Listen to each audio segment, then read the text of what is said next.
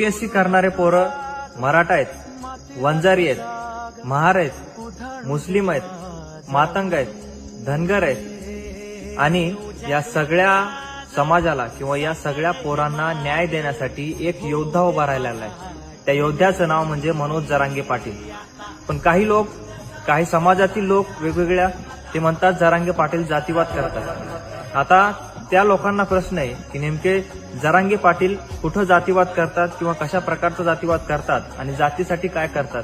तर जातीवाद नाही, तर जिथे जिथे अन्याय होतो तिथे तिथे हा संघर्ष योद्धा उभा राहतो आणि म्हणून या संघर्ष योद्ध्याच्या पाठीमागे आज महाराष्ट्रातील पूर्ण जनता आहे, महाराष्ट्रातील वेगवेगळे लोक आहेत आणि फक्त काही समाजातील किंवा काही विशिष्ट नेते असे आहेत जे जातीवाद करतात, जातीसाठी फक्त लढतात आणि असं सामाजिक काही मुद्दा आला, एखाद्याला न्याय द्यायचा असला तर ते नेते कुठं गायब होतात हे दिसत नाहीत.